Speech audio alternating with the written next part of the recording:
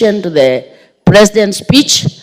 First and foremost, Honorable Speaker, I wish to appreciate two important things.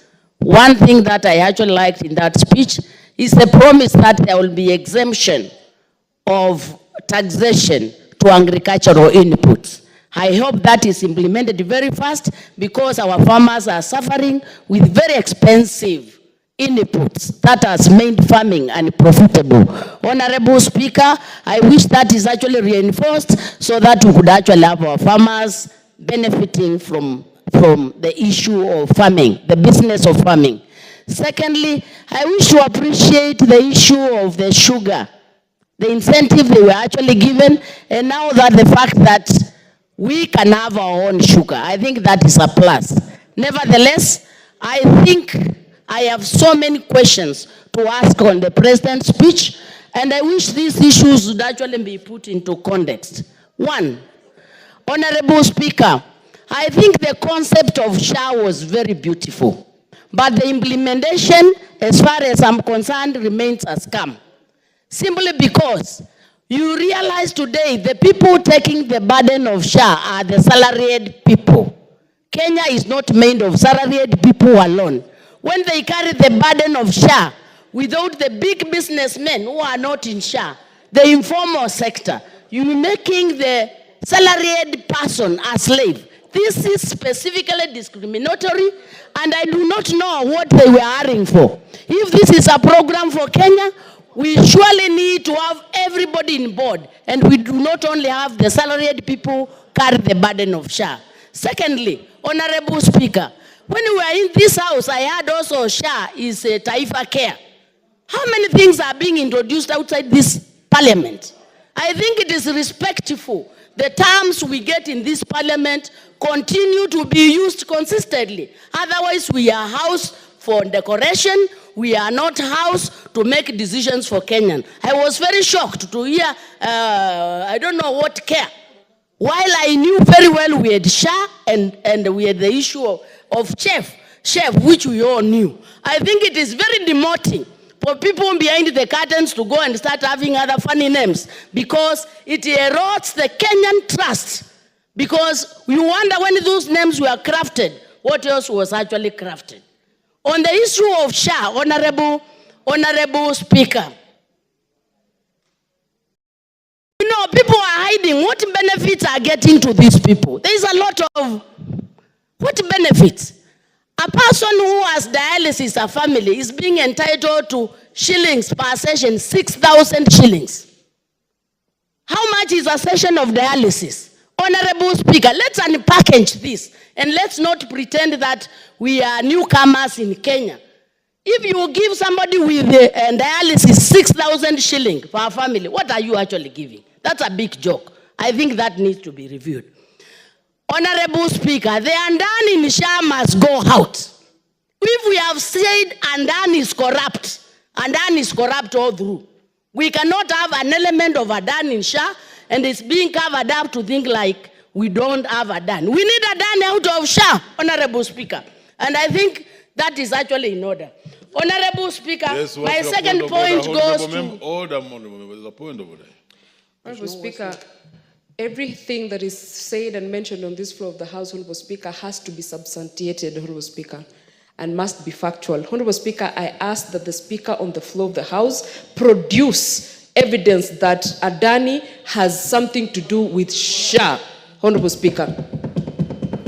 Honorable Speaker, I think that member must be very foreign. Order, Honorable Member, and the language in this House is not that casual. This is a House of order, House of rules. Members risen from his place and ask that you substantiate the issue of the relationship between Adan and SHA. Proceed or withdraw. Honorable Speaker, if I'm not reading right, one of the companies that is actually implementing SHA is in partnership with Adani. And it is all over. Honorable Speaker, I can actually bring that information if you give me time. Order, House of Records, could you proceed and name the company and produce the documents of that company and its relationship with the same? The House of Rules and Order. Proceed with your speech. Proceed with your address.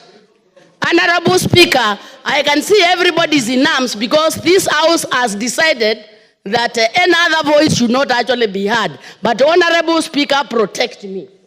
My second point, Honorable Speaker, nobody is against public-private partnership. And when we say we accuse Adani and the Kenyans rejected the issue of Adani, it is not issue of rejecting public-private partnership. Add the 100 minute. Yes, her time was taken away. 1 minute. Honorable Speaker, I need my God.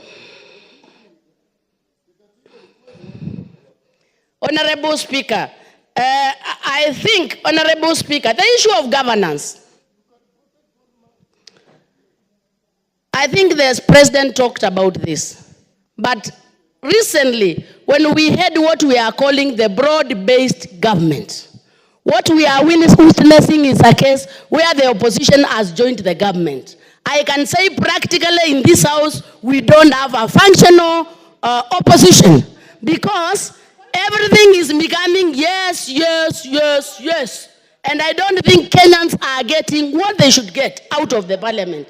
This is reducing the democratic space that the Kenyans have actually worked so hard to develop. Honorable Speaker. We can't block up. Yes, what's your point of order, Honorable Member?